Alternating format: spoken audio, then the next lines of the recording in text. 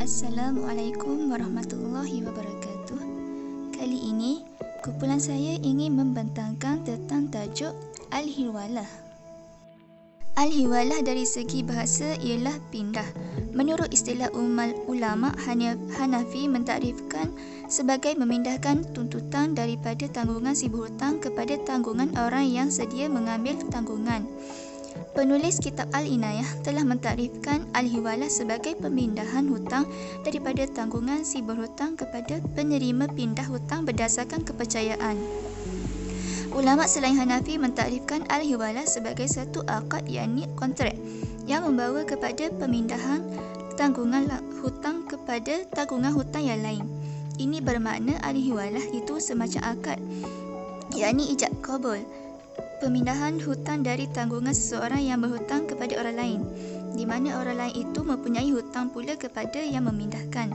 Sebagai contohnya, Ali mempunyai sejumlah hutang kepada Bakar, sedang Bakar mempunyai sejumlah hutang pula kepada Umar menurut jumlah yang sama. Oleh kerana Bakar tidak mampu untuk membayar hutangnya, maka Bakar berunding dengan Ali supaya hutangnya itu diminta saja kepada Umar. Dalam hal ini, maka Umar lah yang akan berhubungan langsung dengan Ali, sedang Bakar terlepas dari tanggungan hutang. Maka Ali dinamakan muhtal, yakni dipindahkan haknya, sedangkan Bakar dinamakan muhil, yakni memindahkan hak. Sementara Umar pula dinamakan muhal alaih, yakni menangguh hak. Rukun Al-Hiwalah pula, menurut mazhab Hanafi, rukun hiwalah ada dua, iaitu ijab yang diucapkan oleh muhil dan qabul yang diucapkan oleh muhal dan muhal alaih. Sedangkan menurut jumhur ulama, rukun hiwalah ada 6 macam, iaitu 1. Muhil, iaitu orang yang berhutang dan berpiutang. 2. Muhal, iaitu orang yang berpiutang. 3. Muhal alaih, iaitu orang yang berhutang. 4. Hutang muhil kepada muhal. Yang 5. Hutang muhal alaih kepada muhil. Yang 6. Sirah, iaitu lafaz akad. Al-Hiwalah mempunyai 4 jenis, iaitu yang pertama, hiwalah mutlak. Misalnya, B memindahkan hutang kepada C dengan tidak mengaitkan hutang C daripada B, dan C menerima pindahan tersebut. Dalam kes ini, ulama Hanafi tidak menyatakan apa-apa pandangan sama ada harus atau tidak. Mazhab yang 3 selain mazhab Hanafi mengatakan pindah hutang dalam bentuk mutlak, di mana penerima pindah hutang itu tidak mempunyai hutang daripada pemindah hutang dianggap sebagai satu jaminan semata-mata. Itu pun dengan syarat ketiga-tiga pihak rela, iaitu pemiutang asal, pemiutang hutang dan penerima pindah hutang. Yang kedua, hiwalah bersyarat, iaitu pemindah hutang memindahkan hutangnya kepada penerima pindah hutang. Disyaratkan penerima itu mempunyai hutang daripada pemindah. Pemindahan semacam ini diharuskan oleh semua para ulama. Yang ketiga, hiwalah hak. Hiwalah ini adalah pemindahan piutang dari satu piutang kepada piutang yang lain dalam bentuk wang, bukan dalam bentuk barang. Dalam hal ini, yang bertindak sebagai muhil adalah pemberi hutang dan ia mengalihkan haknya kepada pemberi hutang yang lain, sedangkan orang yang berhutang tidak berubah atau berganti. Yang berganti adalah piutang.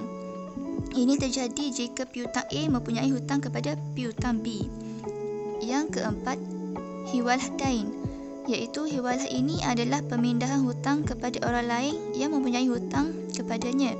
Ini berbeza dari hiwalah hak. Pada hakikatnya, hiwalah dain sama pengertiannya dengan hiwalah yang telah diterangkan terdahulu. Al-Hiwalah dalam perbankan. Menurut Bank Negara Malaysia, Al-Hiwalah didefinisikan sebagai suatu konsep yang merujuk kepada pengiriman dana atau hutang daripada akaun deposit atau peminjam kepada akaun penerima, di mana komisen atau upah dikenakan untuk perkhidmatan tersebut. Secara teknikal pula, Al-Hiwalah adalah pindahan wang daripada satu tempat kepada satu tempat yang lain.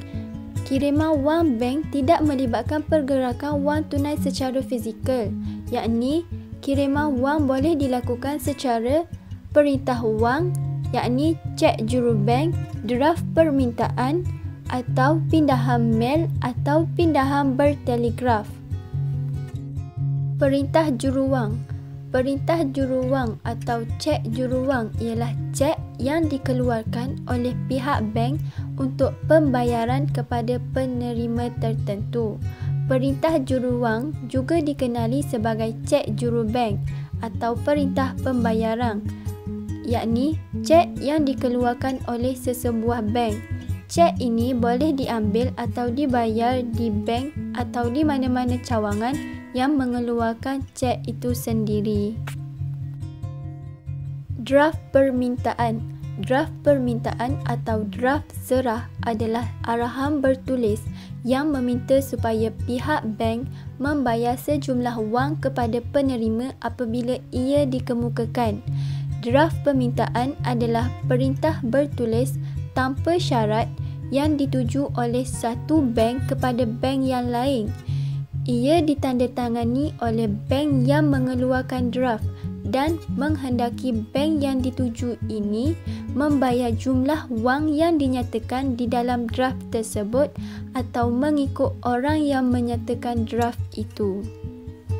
Akan tetapi, draft asing selalunya diambil dalam bentuk mata wang asing daripada cawangan luar negara atau bank penghubung atau ejen asing. Lazimnya komersing tidak dikenakan oleh kerana bank tidak mendapat pendapatan daripada pertukaran asing. Apa yang diperlukan untuk memohon draft permintaan adalah nama penerima, mata wang dan jumlah wang yang perlu dikirim dan tempat draft tersebut boleh dibayar. Pindahan bertelegraf.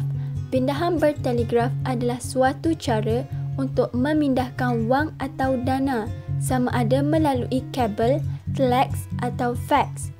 Pihak bank pengirim wang atau dana akan mengirim suatu pesanan kepada cawangannya atau individu penerima kiriman di luar negara yang berisi tentang pembayaran pada pengenalan atau kredit dan penjelasan pembayaran.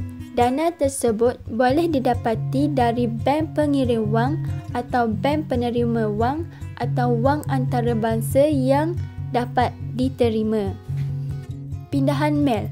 Pindahan mail adalah sama seperti pemindahan bertelegraf kecuali pada hakikat, iaitu arahan kepada bank dibuat secara bertulis dalam borang bank yang standard. Peraturan bagi memohon pindahan mail juga sama seperti pemohon draft dan pemindahan bertelegraf. Arahan tersedia atau arahan tetap merupakan satu arahan yang dibuat oleh pelanggan bank supaya membayar sejumlah wang yang tertentu pada tarikh tertentu kepada penerima tertentu secara berkala. Kebiasaannya, pelanggan menyerahkan bank untuk melaksanakan kiriman wang daripada masa ke semasa dan mendebit daripada akaunnya. Arahan seperti ini disebut arahan tersedia. Pelanggan menggunakan perkhidmatan ini yang disediakan oleh bank untuk melakukan kiriman wang berkala atau pembayaran premium insurans, pembayaran insurans pinjaman atau lain-lain lagi. Cek kembara. Cek kembara pula ialah cek yang dikeluarkan pada denominasi tertentu dalam mata wang antarabangsa utama bagi tujuan perjalanan. Pemilik cek ini diminta membayar harga cek bersenta dengan komisen. Ia juga dikehendaki menurunkan tanda tangannya di ruang tertentu pada cek di hadapan pegawai bank yang mengeluarkan cek tersebut. Apabila digunakan untuk pembayaran, ia dikehendaki menurunkan tanda tangannya sekali lagi di hadapan penerima cek. Sebagai penutup, Al-Hiwalah merangkumi pindahan yang mana ia merangkumi hutang dan juga dana. Walaupun pada asalnya, kalau dilihat pada makna, iaitu pindahan yang melibatkan hutang bagi 3 orang, tetapi al-hiwalah ini boleh diketengahkan lagi konsepnya kepada kiriman wang yakni remittance. Para pengkaji mendapati al-hiwalah dan remittance mempunyai kaedah yang sama, iaitu dari sudut pindahan tanggungjawab yakni zimmah dari seorang kepada seorang yang lain.